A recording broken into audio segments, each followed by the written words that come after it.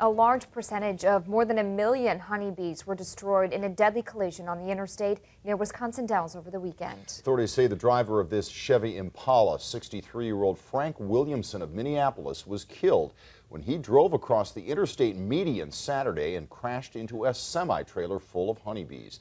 A passenger in the car is in the hospital. Officials say the semi-driver was hurt but is expected to recover. Eyewitnesses say the bees were everywhere at the scene of that crash. Now, the beekeeper from Illinois was returning from a cranberry farm in Toma with the bees that had helped to create the harvest. Tonight, Tony Galley is digging deeper into the reasons a bee rescue was an important part of the crash response. Sauk County beekeeper Matt Schultz is used to handling all sorts of situations with bees. In the middle of the night, Schultz was summoned to the interstate. I was the first beekeeper on site to help law enforcement after a semi-tractor trailer was hit, overturned, caught fire, and scrambled its cargo of more than 1 million honeybees. So we just picked through everything we could, put them back on the pallets, and tried to save as many of the bees as we could. Bees are still gathering on the frames left on this wreckage of the semi hours and hours after this collision on the interstate. And it is fortunate that local beekeepers were available to help emergency responders.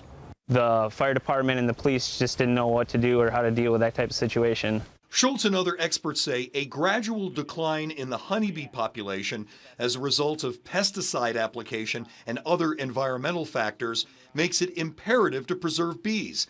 Beekeeper Schultz says law enforcement would have simply scooped up the thousands of stray bees at the crash scene with an end loader and gotten them off the highway if no professional help had been available. With the care he and other area beekeepers exercise with their own colonies, Matt Schultz preserved the beehives he could from the wrecked, burned truck, brought some order to the collision chaos. I was taken aback for sure, but you know, I just did whatever I could to try to help the guy, because if I was in that situation, I would hope that someone would come help me. In the twisted wreckage, the toll on the shipment of bees remains visible, but hives and hives of bees were preserved from a terrible crash. In Sauk County, Tony Galley, 27 News. 27 News has yet to reach out to the man who was with the load of bees at the time of the crash, but Sauk County beekeeper Schultz estimates the value of the honeybee colonies in the shipment at $66,000. He also estimates a third of the shipment was saved.